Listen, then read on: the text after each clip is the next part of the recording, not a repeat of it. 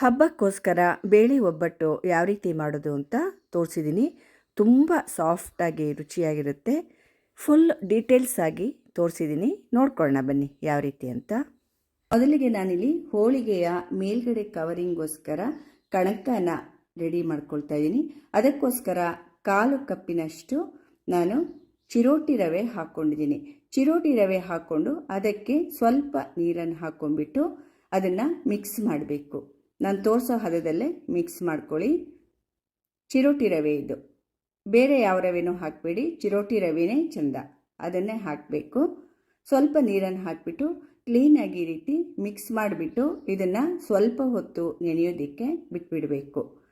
10 ನಿಮಿಷಗಳ ಕಾಲ ಇದನ್ನು ನೆನೆಯೋದಕ್ಕೆ ಬಿಡಬೇಕು. ಮುಚ್ಚಳ ಮುಚ್ಚಿಬಿಟ್ಟು ನಾನು ಇಟ್ಟಿದ್ದೀನಿ ನೋಡಿ. ಇವಾಗ 10 ನಿಮಿಷ ಆಗಿದೆ. ಆನಂತರ ನಾನು ಮುಚ್ಚಳನ ತೆಗೆದಿದ್ದೀನಿ ನೋಡಿ. ರವೆ ಎಲ್ಲ ಕ್ಲೀನಾಗಿ ನೆಂದಿದೆ. ಅದೊಂಥರ ರವೆ ರವೆ ಥರ ಸಿಗುತ್ತಲ್ವ ಬಾಯಿಗೆ, ಆ ರೀತಿ ಸಿಗೋದಿಲ್ಲ ಈ ರೀತಿ ಮಾಡೋದ್ರಿಂದ. ಅದಕ್ಕೋಸ್ಕರ ನಾನು ಫಸ್ಟು ಒಂದು 10 ನಿಮಿಷ ಅದನ್ನು ನೆನೆಯೋದಕ್ಕೆ ಬಿಟ್ಟಿದ್ದು. ಇವಾಗ ಇದಕ್ಕೆ ನಾನು ಈ ಕಪ್ನಲ್ಲಿ 1 ಕಪ್ಪು ಮೈದಾ ಹಿಟ್ಟನ್ನು ಹಾಕ್ಕೊಳ್ತಾ ಇದ್ದೀನಿ. ಒಟ್ಟು 1/4 ಕಪ್ ಆಯಿತು. 1 ಕಪ್ ಮೈದಾ ಹಿಟ್ಟು, 1/4 ಕಪ್ಪು ಚಿರೋಟಿ ರವೆ. ಇವಾಗ ಚಿರೋಟಿ ರವೆ ಜೊತೆಗೆ ಇದನ್ನು ಕ್ಲೀನಾಗಿ ಎಲ್ಲ ಈ ರೀತಿಯಾಗಿ ಮಿಕ್ಸ್ ಮಾಡ್ಕೋಬೇಕು. ಮೊದಲಿಗೆ ನೀರನ್ನು ಹಾಕ್ಕೋಬೇಡಿ, ಎಷ್ಟು ನೀರು ಬೇಕಾಗುತ್ತೋ ಆಮೇಲೆ ನೋಡಿಕೊಂಡು ಹಾಕಬೇಕು. ಎಣ್ಣೆ ಕೂಡ ಇವಾಗಲೇ ಹಾಕಬಾರ್ದು. ಎಲ್ಲ ಈ ರೀತಿ ಮಿಕ್ಸ್ ಮಾಡ್ಕೊಂಡಾದ್ಮೇಲೆ ಒಂದು ಅರ್ಧ ಸ್ಪೂನಿನಷ್ಟು ಅರಿಶಿಣದ ಪುಡಿ ಹಾಕ್ಕೊಳ್ತಾ ಇದ್ದೀನಿ. ಕಲರ್ ಬೇಕು, ಯೆಲ್ಲೋ ಕಲರ್ ಅಂದರೆ ಖಂಡಿತವಾಗಿ ಅರಿಶಿಣದ ಪುಡಿ ಹಾಕ್ಕೊಳ್ಳಿ, ಚೆನ್ನಾಗಿರುತ್ತೆ. ಇದಕ್ಕೆ ಇವಾಗ ಸ್ವಲ್ಪನೇ ನೀರನ್ನು ಹಾಕ್ಕೊಂಡು ನಾವು ಕಲಿಸ್ಕೋಬೇಕಾಗತ್ತೆ. ಒಟ್ಟಿಗೆ ನೀರನ್ನು ಹಾಕಬಾರ್ದು ಯಾವುದೇ ಕಾರಣಕ್ಕೂ. ಎಷ್ಟು ಬೇಕಾಗುತ್ತೋ ನೋಡಿಕೊಂಡು ಸ್ವಲ್ಪನೇ ನೀರನ್ನು ಹಾಕ್ಕೊಳ್ತಾ ಇದನ್ನು ಕಲಿಸ್ಕೋಬೇಕು. ನಮಗೆ ಈ ಮೈದಾ ಹಿಟ್ಟಿನ ಕಣಕ ಕರೆಕ್ಟಾಗಿ ಬಂದರೆ ಒಬ್ಬಟ್ಟು ತುಂಬ ಚೆನ್ನಾಗಿ ಬರುತ್ತೆ. ಇದು ಮೇಯ್ನ್ ಆಗುತ್ತೆ, ನಾವು ಒಬ್ಬಟ್ಟು ಮಾಡೋದ್ರಲ್ಲಿ ಇದು ಫಸ್ಟು ಮೇಯ್ನ್ ಆಗುತ್ತೆ. ಇವಾಗ ನೋಡಿ, ನಾನು ಸ್ವಲ್ಪ ನೀರು ಹಾಕ್ಕೊಂಡು ಕಲಿಸ್ಕೊಂಡಿದ್ದೀನಿ. ಕರೆಕ್ಟಾದ ಹದದಲ್ಲಿ ನಾನು ನೀರು ಹಾಕ್ಕೊಂಡ್ಬಿಟ್ಟು ಕಲಿಸ್ಕೊಂಡಿದ್ದೀನಿ ನೋಡಿ. ಹೀಗಿರಬೇಕು ಒಬ್ಬಟ್ಟು ತಟ್ಟೋದಕ್ಕೆ. ಇವಾಗ ಎಲ್ಲ ಕಲಸಿ ಸ್ವಲ್ಪ ಹೊತ್ತು ನಾದಿದ ಮೇಲೆ ನಾನು ಎಣ್ಣೆನ ಹಾಕ್ಕೊಂಡು ಇದಕ್ಕೆ ಇವಾಗ ಕಲಿಸ್ಕೊಳ್ತೀನಿ. ಕೊನೆಯಲ್ಲೇ ಎಣ್ಣೆ ಹಾಕ್ಕೊಳ್ಳಿ, ಫಸ್ಟಿಗೆ ಎಣ್ಣೆನ ಹಾಕ್ಕೊಳ್ಳೋದಕ್ಕೆ ಹೋಗಬೇಡಿ ನೋಡಿ. ಈ ರೀತಿಯಾಗಿ ಎಲ್ಲ ಮಿಕ್ಸ್ ಮಾಡ್ಕೋಬೇಕು. ಮೈದಾ ಹಿಟ್ಟನ್ನ ಹಾಕಿರೋದ್ರಿಂದ ಕೈಗೆ ಅಂಟುತ್ತೆ. ಮೈದಾ ಹಿಟ್ಟಿನ ಸ್ವಭಾವನೇ ಕೈಗೆ ಅಂಟೋದಲ್ವಾ, ಅಂಟೋ ಸ್ವಭಾವ ಆದದ್ದು, ಆದ್ರಿಂದ ಕೈಗೆ ಅಂಟತ್ತೆ. ಇದನ್ನ ಈ ರೀತಿ ನಾದ್ಕೋಬೇಕು ನೋಡಿ. ಎಣ್ಣೆ ಹಾಕೊಂಡ್ಮೇಲೆ ಚೆನ್ನಾಗಿ ನಾದಬೇಕು. ಇದನ್ನ ಮೇಯ್ನ್ ಇದೆ ನಮಗೆ ಒಬ್ಬಟ್ಟು ಮಾಡೋ ಪ್ರೊಸೀಜರಲ್ಲಿ ಫಸ್ಟ್ನೇ ಭಾಗ ಇದೇ ಆಗತ್ತೆ. ಇನ್ನೂ ಒಂದು ಸ್ವಲ್ಪ ಎಣ್ಣೆನ ಹಾಕ್ಕೊಂಡು ಇವಾಗ ಮತ್ತೆ ಸ್ವಲ್ಪ ಹೊತ್ತು ಇದನ್ನು ನಾದ್ಕೊಳ್ತೀನಿ. ಈ ರೀತಿಯಾಗಿ ಕರೆಕ್ಟಾಗಿ ನಾದಬೇಕು. ಎಣ್ಣೆ ಹಾಕಿದ್ಮೇಲೆ ಸ್ವಲ್ಪ ಎಲ್ಲ ಕೈಯೆಲ್ಲ ಬಿಟ್ಕೊಳ್ಳುತ್ತೆ ನೋಡಿ, ಅದು ಅಂಟಿರೋದೆಲ್ಲ. ಕರೆಕ್ಟಾಗಿ ನಾನಿವಾಗ ಇದನ್ನು ಕಲಿಸಿದ್ದೀನಿ ನೋಡಿ. ಈ ಹದಕ್ಕೆ ಕಲಿಸ್ಬೇಕು. ಒಬ್ಬಟ್ಟು ಚೆನ್ನಾಗಿ ಬರುತ್ತೆ. ತೀರಾ ತೆಳುನೂ ಅಲ್ಲ, ತೀರಾ ಗಟ್ಟಿನೂ ಅಲ್ಲ, ಒಂದೇ ಸಮವಾಗಿ ಇದನ್ನು ಕಲಿಸ್ಬೇಕು. ಮಾತ್ರ ಚೆನ್ನಾಗಿ ನಾದಬೇಕು. ಇದನ್ನು ಒಬ್ಬಟ್ಟಿನ ಕಣಕನ ತುಂಬ ಚೆನ್ನಾಗಿ ನಾದಬೇಕು. ಇದಕ್ಕೆ ಕಣಕ ಅಂತ ಹೇಳ್ತಾರೆ, ಒಬ್ಬಟ್ಟಿನ ಕಣಕ. ಫುಲ್ ಕವರ್ ಮಾಡುತ್ತೆ ಅಲ್ವಾ ಒಬ್ಬಟ್ಟಿನ ಮೇಲ್ಮೈ, ಅದಕ್ಕೆ. ಇವಾಗ ನೋಡಿ ಈ ರೀತಿ ಮಾಡ್ಕೊಂಡು ಕ್ಲೀನಾಗೆಲ್ಲ ನೋಡಿ ಈ ಥರ ಬರಬೇಕದು ನಾದ್ದಾಗ ನೋಡಿ. ಈ ಥರ ಚೆನ್ನಾಗಿ ಬಂದಿದೆ ಇದು. ಈ ಹದಕ್ಕೆ ಕಲಿಸ್ಕೊಳ್ಳಿ. ನಾನು ಸ್ವಲ್ಪ ಪ್ರಮಾಣದಲ್ಲಿ ಒಬ್ಬಟ್ಟು ಮಾಡ್ತಾ ಇರೋದ್ರಿಂದ 1/4 ಕಪ್ಪು ತಗೊಂಡಿದ್ದೀನಿ.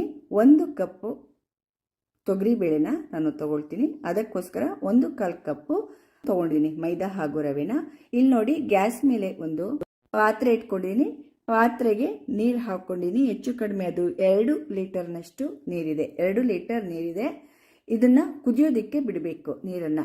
ಅಲ್ಲಿ ತನಕ ನಾನಿಲ್ಲಿ 1 ಕಪ್ ತೊಗರಿಬೇಳೆನ ಒಂದು ಬಟ್ಲಿಗೆ ಹಾಕ್ಕೊಂಡು ನೋಡಿ, ಯಾವ ಕಪ್ನಲ್ಲಿ ನಾನು ಮೈದಾ ತೊಗೊಂಡಿದ್ನೋ ಅದೇ ಕಪ್ಪಲ್ಲಿ 1 ಕಪ್ ತೊಗರಿಬೇಳೆ ತೊಗೊಂಡಿದ್ದೀನಿ.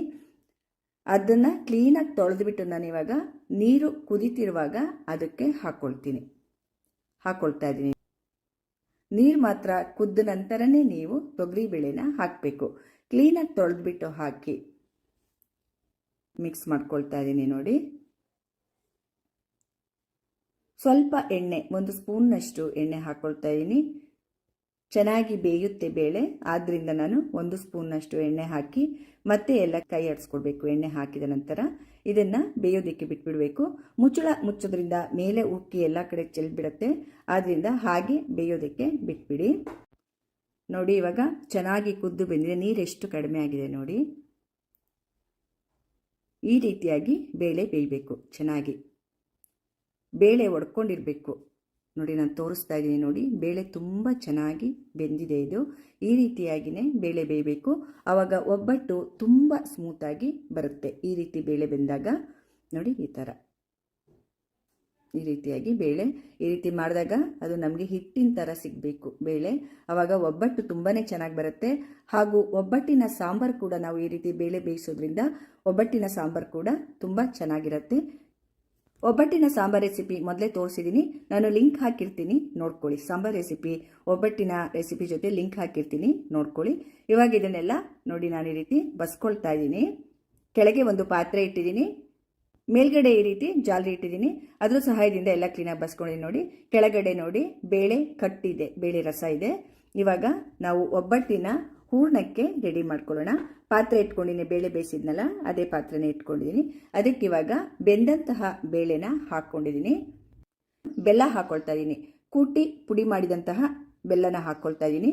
1 ಕಪ್ಪು ಬೇಳೆಗೆ 1/4 ಕಪ್ಪಿನಷ್ಟು ಬೆಲ್ಲನ ಹಾಕ್ಕೊಳ್ತಾ ಇದ್ದೀನಿ. ಉಂಡೆ ಬೆಲ್ಲ ತಗೊಳ್ಳಿ, ತುಂಬಾ ಟೇಸ್ಟ್ ಚೆನ್ನಾಗಿರುತ್ತೆ. 1 ಕಪ್ಪಿನಷ್ಟು ಕಾಯಿ ತುರಿನ ಹಾಕ್ಕೊಳ್ತಾ ಇದ್ದೀನಿ. ಕಾಯಿ ತುರಿ ಹಾಕೋದ್ರಿಂದ ಒಬ್ಬಟ್ಟಿನ ಟೇಸ್ಟು ತುಂಬ ಚೆನ್ನಾಗಿರುತ್ತೆ. ಆದ್ದರಿಂದ 1 ಕಪ್ ಕಾಯಿ ತುರಿನ ನಾನು ಹಾಕ್ಕೊಳ್ತಾ ಇದ್ದೀನಿ. ಎಲ್ಲ ಕ್ಲೀನಾಗಿ ಈ ರೀತಿಯಾಗಿ ಮಿಕ್ಸ್ ಮಾಡ್ಕೋಬೇಕು. ಹಾಕಿದ್ಮೇಲೆ ಮೀಡಿಯಂ ಫ್ಲೇಮಲ್ಲೇ ಇರಲಿ. ಮೀಡಿಯಂ ಫ್ಲೇಮಲ್ಲೇ ಎಲ್ಲ ಕ್ಲೀನಾಗಿ ಈ ರೀತಿಯಾಗಿ ಮಿಕ್ಸ್ ಮಾಡ್ಕೊಳ್ಳಿ. ಸ್ವಲ್ಪ ಇದಕ್ಕೆ ಇವಾಗ ನಾನು ಏಲಕ್ಕಿ ಪುಡಿಯನ್ನು ಕೂಡ ಹಾಕ್ಕೊಂಡಿದ್ದೀನಿ ನೋಡಿ. ಇವಾಗ ಏಲಕ್ಕಿ ಪುಡಿ ಅರ್ಧ ಸ್ಪೂನಿನಷ್ಟು ಏಲಕ್ಕಿ ಪುಡಿ ಹಾಕ್ಕೊಂಡಿದ್ದೀನಿ. ಬೆಲ್ಲ ಕರಗುವ ತನಕ ಈ ರೀತಿಯಾಗಿ ನಾವು ಬಿಸಿಯಲ್ಲೇ ಕೈ ಆಡಿಸ್ಬೇಕಾಗತ್ತೆ. ಕಾಯಿ ತುರಿನೂ ಇವಾಗಲೇ ಹಾಕ್ಕೊಳ್ಳೋದ್ರಿಂದ ಒಬ್ಬಟ್ಟು ಬೇಗ ಕೆಡೋದಿಲ್ಲ, ಹೂರ್ಣ ಎಲ್ಲ ಬೇಗ ಕೆಡೋದಿಲ್ಲ. ಆದ್ದರಿಂದ ಕಾಯಿ ತುರಿ ಕೂಡ ಹಾಕ್ಕೊಂಡು ನಾನು ಎಲ್ಲ ಕ್ಲೀನಾಗಿ ಈ ರೀತಿಯಾಗಿ ಮಿಕ್ಸ್ ಮಾಡ್ಕೊಳ್ತಾ ಇದ್ದೀನಿ. ಮಿಕ್ಸ್ ಆಗಿ ಎಲ್ಲ ಕರಗಿದ ನಂತರ ಬೆಲ್ಲ ಸ್ಟವ್ನ ಆಫ್ ಮಾಡ್ಕೊಂಡಿದ್ದೀನಿ ನೋಡಿ. ನಾನಿವಾಗ ಇದನ್ನು ತಣ್ಣಗಾಗೋದಕ್ಕೆ ಬಿಟ್ಬಿಡಬೇಕು. ಈಗ ನೋಡಿ ತಣ್ಣಗಾಗಿದೆ. ತಣ್ಣಗಾದ್ಮೇಲೆ ಎಷ್ಟು ಗಟ್ಟಿಯಾಗಿದೆ ನೋಡಿ. ಇದು ತಣ್ಣಗಾಗಿದೆ. ಇವಾಗ ಇದನ್ನು ಮಿಕ್ಸಿಗೆ ಹಾಕ್ಕೊಳ್ತೀನಿ ನಾನು. 2 ಸಲ ಮಿಕ್ಸಿಗೆ ಹಾಕ್ಕೋಬೇಕಾಗತ್ತೆ. ಒಂದೇ ಸಲ ಹಾಕೋದಕ್ಕಾಗಲ್ಲ, ನುಣ್ಣಗಾಗಲ್ಲ. ಒಂದೇ ಸಲ ಹಾಕೋದ್ರಿಂದ ರುಬ್ಬುವಾಗ ಏನಾದರೂ ತುಂಬ ಗಟ್ಟಿ ಆಯಿತು ಅಂದರೆ ಒಂದು 2 ರಿಂದ 3 ಟೇಬಲ್ ಸ್ಪೂನಷ್ಟು ನೀರು ಹಾಕ್ಕೊಳ್ಳಿ. ಇವಾಗ ನೋಡಿ ಅರ್ಧ ಹಾಕ್ಕೊಂಡು ನಾನು ಇದನ್ನು ಮಿಕ್ಸಿಗೆ ಹಾಕ್ಕೊಳ್ತೀನಿ. ಇವಾಗ ಮಿಕ್ಸಿಗೆ ಹಾಕಿದಾಗ ಏನಾದರೂ ನುಣ್ಣಗಾಗಲಿಲ್ಲ ಅಂದರೆ ಈ ರೀತಿ ಕೆಳಗಿಂದ ಮೇಲ್ಗಡೆ ಎಲ್ಲ ಕ್ಲೀನಾಗಿ ಕೈ ಆಡಿಸ್ಕೊಟ್ಬಿಟ್ಟು ಮಿಕ್ಸಿಗೆ ಹಾಕ್ಕೊಳ್ಳಿ. ನಾನು ಎಲ್ಲ ಬೇಳೆನೂ ಇವಾಗ ಮಿಕ್ಸಿಗೆ ಹಾಕ್ಕೊಂಡು ತಂದಿದ್ದೀನಿ ನೋಡಿ. ನುಣ್ಣಗೆ ಬೇಳೆ ಕಾಯಿ ಪೀಸ್ ಏನೂ ಇದ್ದಲಿಲ್ಲ, ತುಂಬ ನುಣ್ಣಗೆ ಚೆನ್ನಾಗಾಗಿದೆ. ಹದ ಕೂಡ ಕರೆಕ್ಟಾಗಿದೆ ನೋಡಿ, ತೆಳು ಆಗಿಲ್ಲ. ಕರೆಕ್ಟಾಗಿ ಉಂಡೆ ಕಟ್ಟೋದಕ್ಕೆ ಎಷ್ಟು ಚೆನ್ನಾಗಿ ಬರ್ತಾ ಇದೆ ನೋಡಿ. ಕರೆಕ್ಟಾಗಿದೆ. ಇವಾಗಿದು ಹೂರ್ಣ ಕೂಡ ಇವಾಗ ರೆಡಿ ಆಯಿತು. ಅಕಸ್ಮಾತ್ ಏನಾದರೂ ಒಂದು ಸ್ವಲ್ಪ ತೆಳು ಆಯಿತು ಅಂದರೆ ನಾವು ಬೇಳೆ ಬೇಯಿಸ್ಕೊಂಡಿರ್ತೀವಲ್ವ, ಆ ಪಾತ್ರೆಗೆ ಅದನ್ನು ಹಾಕ್ಕೊಂಡು ಹೂರ್ಣನ ಸ್ವಲ್ಪ ಹೊತ್ತು ಬಿಸಿ ಮಾಡಿದ್ರೆ ಗಟ್ಟಿ ಆಗುತ್ತೆ. ಅದೇನು ತೊಂದರೆ ಬೇಡ. ತೆಳುಗಾಯ್ತು ಅಂತ ಹೆದರಬೇಡಿ, ಬಿಸಿ ಮಾಡಿಕೊಂಡ್ರೆ ಆಯಿತು. ಇವಾಗ ಹೂರ್ಣನ ನಾನು ಉಂಡೆ ಕಟ್ಕೊಳ್ತಾ ಇದ್ದೀನಿ ನೋಡಿ. ಕರೆಕ್ಟಾಗಿ ಇದೆ ಇದು ಹದ ನೋಡಿ, ಎಷ್ಟು ಕರೆಕ್ಟಾಗಿದೆ. ಇವಾಗ ಉಂಡೆ ಕಟ್ಟಿ ಎಲ್ಲ ಇಡ್ತಾ ಇದ್ದೀನಿ ನೋಡಿ. ನಾನು ತಗೊಂಡಿರೋ 1 ಕಪ್ಪು ತೊಗರಿಬೇಳೆಯಲ್ಲಿ ಹೆಚ್ಚು ಕಡಿಮೆ 14 ರಿಂದ 15 ಒಬ್ಬಟ್ಟು ಆಗುತ್ತೆ ನೋಡಿ. ಇವಾಗ ಇಲ್ಲಿ 15 ಉಂಡೆಗಳಾಗಿದೆ 1 ಕಪ್ಪು ಬೇಳೆಯಲ್ಲಿ. ಇವಾಗ ಮೈದಾ ಚೆನ್ನಾಗಿ ನೆಂದಿದೆ. ನಾವು ಫಸ್ಟಿಗೆ ಇದನ್ನು ಕಲಸಿಟ್ಟಿದ್ವಿ ಅಲ್ವಾ, ಒಂದು 2 ಗಂಟೆಗಳ ಕಾಲ ಚೆನ್ನಾಗಿ ನೆಂದಿದೆ ನೋಡಿ. ಇದು ಮೈದಾ ಹಾಗೂ ಚಿರೋಟಿ ರವೆನ ಕಲಸಿಟ್ಟಿದ್ವಲ್ವ, ಅದಕ್ಕೆ ಸ್ವಲ್ಪ ಎಣ್ಣೆ ಹಾಕ್ಕೊಂಡು ಮತ್ತೆ ಸ್ವಲ್ಪ ಹೊತ್ತು ಈ ರೀತಿ ನಾದ್ಕೊಳ್ತೀನಿ ನಾನು. ಎಷ್ಟು ಚೆನ್ನಾಗಿ ಇದೆ ನೋಡಿ. ಈ ರೀತಿ ಇರಬೇಕು ಒಬ್ಬಟ್ಟು ತಟ್ಟೋದಕ್ಕೆ. ಈಗ ನಾನು ನೋಡಿ ಮೈದಾದ್ದು ಒಂದು ಉಂಡೆ ತಗೊಳ್ತಾ ಇದ್ದೀನಿ. ಈ ರೀತಿಯಾಗಿ ಸ್ವಲ್ಪ ತಗೊಳ್ತಾ ಇದ್ದೀನಿ. ಅದರಿಂದ ಇಷ್ಟು ದಪ್ಪ ಇರಬೇಕು. ಈ ಬೇಳೆ ಉಂಡೆ ಇರುತ್ತಲ್ವ, ಅದಕ್ಕಿಂತ ಸ್ವಲ್ಪ ಕಡಿಮೆ ಇರಬೇಕದು. ಆ ಉಂಡೆ ಅದಕ್ಕಿಂತ ಸ್ವಲ್ಪ ಕಡಿಮೆ ಇರಬೇಕು. ಯಾವ ರೀತಿ ಅಂತ ಇವಾಗ ತೋರಿಸ್ತೀನಿ ನೋಡಿ. ಎಡದೆ ಕೈಗೂ ಕೂಡ ನಾವು ಎಣ್ಣೆನ ಹಚ್ಕೊಂಡ್ಬಿಟ್ಟು ಅದ್ರ ಮೇಲೆ ಒಂದು ಮೈದಾ ಉಂಡೆ ಇಟ್ಕೊಂಡ್ಬಿಟ್ಟು ಸ್ವಲ್ಪ ಅಗಲ ಮಾಡ್ಕೋಬೇಕು. ಈ ರೀತಿಯಾಗಿ ಸ್ವಲ್ಪ ಅಗಲ ಮಾಡ್ಕೋಬೇಕು. ಅಗಲ ಮಾಡ್ಕೊಂಡ್ಬಿಟ್ಟು ಅದ್ರ ಮಧ್ಯಕ್ಕೆ ನಾವು ಬೇಳೆ ಹೂರಣನ ಇಟ್ಕೋಬೇಕಾಗತ್ತೆ ನೋಡಿ. ಈ ರೀತಿಯಾಗಿ ಕ್ಲೀನಾಗಿ ಅಗಲ ಮಾಡಿಕೊಂಡು ಮಧ್ಯಭಾಗಕ್ಕೆ ಕರೆಕ್ಟಾಗಿ ಬೇಳೆ ಉಂಡೆನ ಇಟ್ಕೊಂಡು ಸುತ್ತ ಈ ರೀತಿ ಕವರ್ ಮಾಡ್ಕೊಳ್ತಾ ಹೋಗಬೇಕು. ಆ ಮೈದಾ ಉಂಡೆಯಿಂದ ಈ ರೀತಿ ನೋಡಿ, ಈ ಥರ ಸುತ್ತ ಕವರ್ ಮಾಡ್ಕೊಂಡು ಹೋಗಬೇಕು. ಈ ಥರ ನೋಡಿ ಕರೆಕ್ಟಾಗಿ ಬಂತು. ಇವಾಗ ಇದು ಕೈಲಿ ಈ ರೀತಿ ಮಾಡಿಕೊಂಡ್ರೆ ಉಂಡೆ ಆಗುತ್ತೆ. ಎಲ್ಲಾದರೂ ಸ್ವಲ್ಪ ಆ ರೀತಿ ಬಿಟ್ಕೊಂಡಿದ್ರೆ ಈ ರೀತಿ ಅದನ್ನು ಕವರ್ ಮಾಡಿದ್ರೆ ಆಯಿತು ಎಲ್ಲ ಕ್ಲೀನಾಗಿ. ಇವಾಗ ಒಬ್ಬಟ್ಟನ್ನ ತಟ್ಟೋದು ಯಾವ ರೀತಿ ಅಂತ ತೋರಿಸ್ತೀನಿ. ಹೋಳಿಗೆ ಕವರ್ ಇದು, ಹೋಳಿಗೆಯ ಹಾಳೆ ಇದು. ಇದನ್ನು ತೊಗೊಂಡು ನೋಡಿ ತೋರಿಸ್ತೀನಿ. ಹೋಳಿಗೆ ಮಾಡುವ ಪೇಪರ್ ಇದು.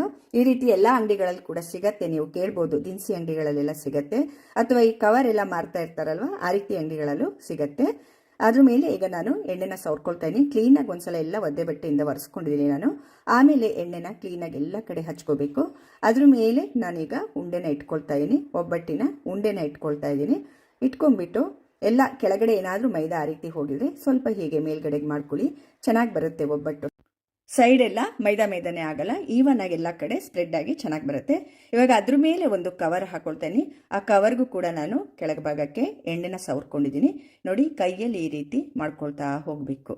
ತುಂಬ ಸುಲಭ ಈ ರೀತಿ ಮಾಡೋದು, ತುಂಬ ಈಸಿಯಾಗಿ ಒಬ್ಬಟ್ಟು ಮಾಡ್ಕೋಬೋದು. ಒಬ್ಬಟ್ಟು ತಟ್ಟೋದಕ್ಕೆಲ್ಲ ಬರೋಲ್ಲ ಅಂತಾರಲ್ವಾ, ಅಂಥವರೆಲ್ಲ ತುಂಬ ಈಸಿಯಾಗಿ ಮಾಡ್ಕೋಬೋದು. ಎಷ್ಟು ಅಗಲ ಬೇಕಾದರೂ ನೀವು ಒಬ್ಬಟ್ಟನ್ನ ಮಾಡ್ಕೋಬೋದು ಈ ರೀತಿಯಾಗಿ. ನೋಡಿ ಈ ಥರ ತುಂಬಾ ಚೆನ್ನಾಗಿ ಬರುತ್ತೆ. ದುಂಡಗೆ ಈ ರೀತಿಯಾಗಿ ಮಾಡ್ಕೊಂಡ್ರಾಯ್ತು. ನೋಡಿ ನಾನು ಇಷ್ಟ ಅಗಲ ಮಾಡ್ಕೊಂಡಿದ್ದೀನಿ.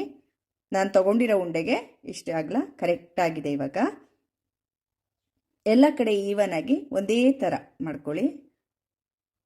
ಈ ಥರ ಅಂದ್ಬಿಟ್ರೆ ಕರೆಕ್ಟಾಗಿ ಬರುತ್ತೆ ಎಲ್ಲ ಕಡೆ. ಇವಾಗಿದು ರೆಡಿ ಆಯಿತು. ಮೇಲ್ಗಡೆ ಕವರ್ನ ನಾನು ಇವಾಗ ತೆಗೆದುಬಿಡ್ತೀನಿ. ತೆಗೆದುಬಿಟ್ಟು ಹಂಚಿಟ್ಟಿದ್ದೀನಿ ನೋಡಿ. ನಾನು ಹೋಳಿಗೆನ ಹಂಚಿನ ಮೇಲೆ ಹಾಕ್ಕೊಳ್ತೀನಿ. ಹಂಚು ಕಾಯ್ದಿದೆ. ಮೀಡಿಯಂ ಫ್ಲೇಮ್ಗಿನ್ನ ಸ್ವಲ್ಪ ಕಡಿಮೆನೇ ಇರಲಿ ಉರಿ, ಜಾಸ್ತಿ ಬೇಡ. ಇವಾಗ ಒಬ್ಬಟ್ಟನ್ನ ಅದ್ರ ಮೇಲೆ ಹಾಕಿ ನೋಡಿ. ಪೇಪರ್ ಸಮೇತ ಹಾಕೋದ್ರಿಂದ ಏನು ಪ್ರಾಬ್ಲಮ್ ಆಗೋದಿಲ್ಲ. ಇವಾಗ ಅದು ಬೆಂದ ನಂತರನೇ ಅದು ಬರೋದು, ಅಲ್ಲಿ ತನಕ ಬರಲ್ಲ. ಸ್ವಲ್ಪ ಬೆಂದ ನಂತರನೇ ಅದು ತೆಗೆಯೋದಿಕ್ಕೆ ಬರೋದು. ಒಬ್ಬಟ್ಟನ್ನು ಬಾಳೆದೆಲೆ ಮೇಲೆ ಕೂಡ ತೊಟ್ಕೋಬಹುದು. ನೋಡಿ ತೆಗಿತಾ ಇದ್ದೀನಿ, ಬರ್ತಾ ಇಲ್ಲ, ಅದು ಬರೋದಿಲ್ಲ. ಅದು ಸ್ವಲ್ಪ ಬೆಂದ ನಂತರ ಬರುತ್ತೆ. ಈ ರೀತಿಯಾಗಿ ಚೆನ್ನಾಗಿ ಬರುತ್ತೆ, ಅಂಟೋದಿಲ್ಲ, ಅದಕ್ಕೆ ಕ್ಲೀನಾಗಿ ಬರುತ್ತೆ. ನೋಡಿ ಪೇಪರ್ ತೆಗ್ದಾಯ್ತು, ಹೋಳಿಗೆ ಪೇಪರ್ನ. ಇವಾಗ ಸ್ವಲ್ಪ ಹೊತ್ತು ಬೇಯೋದಿಕ್ಕೆ ಇದನ್ನ ಬಿಡಬೇಕು. ನೀವು ದೋಸೆ ಮಾಡ್ತಿರಲ್ಲ ಆ ಕಾವಲಿ ಮೇಲೆ ತುಂಬಾ ಸ್ಮೂತ್ ಆಗಿ ತುಂಬಾ ಚೆನ್ನಾಗಿ ಬರುತ್ತೆ. ನಿಮ್ಗೆ ಚಿರೋಟಿ ರವೆ ಬೇಡ ಇಲ್ಲ ಅಂದ್ರೆ ಮೈದಾ ಹಿಟ್ಟಿನಲ್ಲೇ ನೀವು ಮಾಡ್ಕೋಬಹುದು. 1/4 ಕಪ್ಪಿನಷ್ಟು ಹೋಳಿಗೆ ಮೈದಾ ಅಂತಾನೆ ಸಿಗತ್ತೆ ಅಂಗಡಿಗಳಲ್ಲಿ, ಅದನ್ನೇ ತಗೊಂಡು ಮಾಡಿ ನೋಡಿ. ಇವಾಗ ನಾನು ತಿರುವಿ ಹಾಕೊಂಡಿದ್ದೀನಿ, ಮಗ್ಚಿ ಹಾಕೊಂಡಿದ್ದೀನಿ ಇದನ್ನ. ಒಬ್ಬಟ್ಟನ್ನ ತುಂಬ ಚೆನ್ನಾಗಿ ಬಂದಿದೆ. ಒಬ್ಬಟ್ಟು ಕ್ಲೀನಾಗಿ ಬೇಯಿಸ್ಕೋಬೇಕು ಒಬ್ಬಟ್ಟನ್ನ, ಇಲ್ದಿದ್ರೆ ಹಸಿ ಹಸಿ ಆಗಾಗತ್ತೆ, ಅಂಟುತ್ತೆ. ಒಬ್ಬಟ್ಟು ಕ್ಲೀನಾಗಿ ಬೇಯಿಸ್ಕೋಬೇಕು.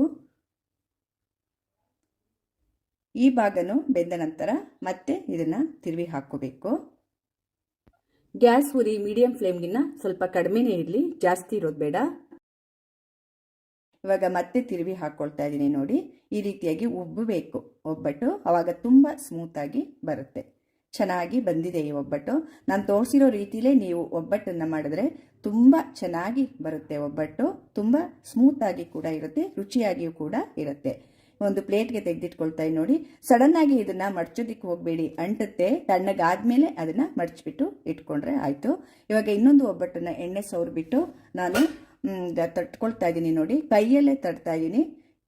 ಕೈಯಲ್ಲಿ ಕೂಡ ಈ ರೀತಿಯಾಗಿ ಸುಲಭವಾಗಿ ನಾವು ತೊಟ್ಕೋಬಹುದು ನೋಡಿ. ಕೈಯಲ್ಲಿ ತಟ್ಟಿಬಿಟ್ಟು ಇನ್ನೊಂದು ಒಬ್ಬಟ್ಟನ್ನು ತೋರಿಸ್ತಾ ಇದ್ದೀನಿ. ಇದನ್ನು ಕೂಡ ಎಷ್ಟಾಗ್ಲ ಬೇಕಾದ್ರೂ ನಾವು ತಟ್ಕೋಬಹುದು ಒಬ್ಬಟ್ಟನ್ನ. ಕೈಯಲ್ಲಿ ತಟ್ಟೋದನ್ನು ಕೂಡ ಇದು ತುಂಬಾ ಈಸಿಯಾಗಿ ಬರುತ್ತೆ, ಕೈಯಲ್ಲಿ ತಟ್ಟೋದು ಕೂಡ. ಇವಾಗ ಇದನ್ನು ಕೂಡ ಬೇಯಿಸ್ಕೊಳ್ತೀನಿ. ಇವಾಗ ಅದೇ ಥರ ಗ್ಯಾಸ್ ಮೇಲೆ ಹಾಕ್ಬಿಟ್ಟು ಸ್ವಲ್ಪ ಹೊತ್ತಾದ್ಮೇಲೆ ಈ ರೀತಿ ತೆಗೆದ್ರೆ ಆಯ್ತು. ಒಬ್ಬಟ್ಟನ್ನ ಯಾವುದೇ ತರಹದ ದೋಸೆ ಮಾಡುವ ಹಂಚಿನ ಮೇಲೆ ನೀವು ಮಾಡ್ಕೋಬಹುದು. ಬೆಂದ ನಂತರ ಮತ್ತೆ ತಿರುವಿ ಹಾಕೊಳ್ಳೋದು ನೋಡಿ, ಎಷ್ಟು ಚೆನ್ನಾಗಿ ಬಂದಿದೆ. ಮತ್ತೆ ಸ್ವಲ್ಪ ಬೆಂದ ನಂತರ ಮತ್ತೆ ತಿರುವಿ ಹಾಕೊಳ್ಳೋದು, ಇಷ್ಟೇ. ಒಬ್ಬಟ್ಟು ಇವಾಗ ರೆಡಿ ಆಯಿತು. ಬೇಳೆ ಒಬ್ಬಟ್ಟು, ತೊಗರಿ ಬೇಳೆ ಒಬ್ಬಟ್ಟಿದು. ನೀವು ಕಡಲೆಬೇಳೆ ಒಬ್ಬಟ್ಟು ಕೂಡ ಮಾಡ್ಕೋಬಹುದು, ಆದರೆ ತೊಗರಿ ಬೇಳೆ ಒಬ್ಬಟ್ಟು ತುಂಬ ಸ್ಮೂತ್ ಆಗಿರುತ್ತೆ, ರುಚಿ ಕೂಡ ತುಂಬಾನೇ ಚೆನ್ನಾಗಿರುತ್ತೆ. ಇವಾಗ ಒಬ್ಬಟ್ಟೆಲ್ಲ ರೆಡಿಯಾಗಿದೆ ನೋಡಿ. ಉಳಿದಿದ್ದನ್ನ ಬೇಕಾದರೆ ಫ್ರಿಜ್ಜಲ್ಲಿ ಇಟ್ಕೋಬಹುದು, ಹಾಳಾಗೋದಿಲ್ಲ. ಒಂದು 4-5 ದಿನದ ತನಕ ಏನೂ ಆಗೋದಿಲ್ಲ. ಫ್ರಿಜ್ಜಲ್ಲಿ ಇಟ್ಕೊಂಡು ಮತ್ತೆ ಬೇಕಾದರೆ ಅದು ಬಿಸಿ ಬೇಕು ಅಂದಾಗ ನಾವು ಮಾಡಿಕೊಂಡು ಯೂಸ್ ಮಾಡ್ಕೋಬಹುದು. ಒಬ್ಬಟ್ಟು ತುಂಬ ಸ್ಮೂತಾಗಿ ಬಂದಿದೆ. ತುಪ್ಪದ ಜೊತೆಗೆ ತಿಂತಾ ಇದ್ರೆ ಒಬ್ಬಟ್ಟು ಅಷ್ಟೊಂದು ಚೆನ್ನಾಗಿರತ್ತೆ. ಕೆಲವರು ಕಾಯಿರಸ ಮಾಡಿಕೊಂಡು ಅದ್ರ ಜೊತೆ ಕೂಡ ಕಲಿಸ್ಕೊಂಡು ತಿಂತಾರೆ. ಕಾಯಿರಸ ಅಂದರೆ ಕಾಯಿನ ಮಿಕ್ಸಿಗೆ ಹಾಕಿಬಿಟ್ಟು ನುಣ್ಣಗೆ, ತುಂಬ ನುಣ್ಣಗೆ ಮಿಕ್ಸಿಗೆ ಹಾಕಿ ಸ್ವಲ್ಪ ತೆಳುವಾಗಿ ಮಾಡಿಕೊಂಡ್ರೆ, ತುಂಬ ಗಟ್ಟಿನೂ ಅಲ್ಲ ತುಂಬ ತೆಳುನೂ ಅಲ್ಲ, ಆ ಹದದಲ್ಲಿ ಮಾಡಿಕೊಂಡ್ರೆ ಅದೇ ಕಾಯಿರಸ. ಅದ್ರ ಜೊತೆಗೆ ಒಬ್ಬಟ್ಟಿನ ಜೊತೆಗೆ ಕಾಯಿರಸ ಹಾಕೊಂಡು ತುಪ್ಪ ಹಾಕೊಂಡು ಒಂದು ಬಾಳೆಹಣ್ಣನ್ನು ಕೂಡ ಹಾಕೊಂಡು ಎಲ್ಲ ಕಲಿಸ್ಕೊಂಡು ತಿಂತಾರೆ. ಅದು ಕೂಡ ಚೆನ್ನಾಗಿರುತ್ತೆ.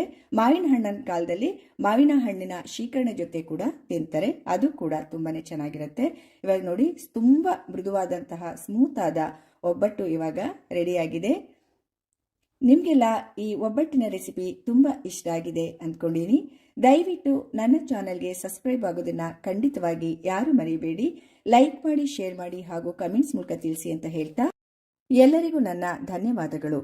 ಮುಂದಿನ ರೆಸಿಪಿಯೊಂದಿಗೆ ಮತ್ತೆ ಸಿಗ್ತೇನೆ. ನಮಸ್ಕಾರ.